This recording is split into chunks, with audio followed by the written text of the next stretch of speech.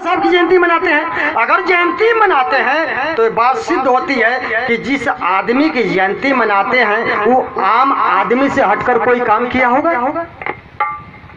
आम आदमी से हटकर कोई काम किया। एडीओ साहब बैठे हैं, ये एडीओ साहब बैठे मेरे साथ आए हैं मेरा कार्यक्रम सुनने के लिए। तो बाबा साहब ने ये मूल निवासी बहुजन समाज के लिए अपना सब कुछ समर्पित कर दिया। बाबा साहब ने अपनी बीबी को न्यौछावर कर दिया, तमाम बच्चे मर गए।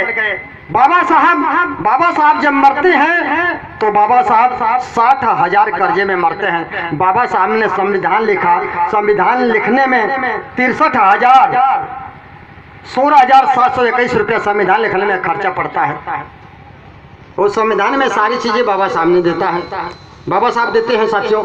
ये बाबा साहब के दिन है। तो हम बाबा साहब की जयंती मना रहे हैं तो बाबा साहब की सोच क्या थी उसको हम पूरा करेंगे, तभी हम जान सकते हैं कि हम बाबा साहब की जयंती मना रहे हैं। तो बाबा साहब ने कहा बौद्ध राष्ट्र का निर्माण करना। बाबा साहब ने कहा अरे मूल निवासी बहुजन समाज के लोग, तू अपने दीवारों पर लिख दे, तू अपने दीवारों पर लिख दे कि इस देश का शासक मैं हूँ। लेकिन काश उस समय मेरे पास कलम भी नहीं थी, दीवार भी नहीं थी, कलम भी नहीं थी, दीवार भी नहीं थी। ये बाबा साहब ने कहा।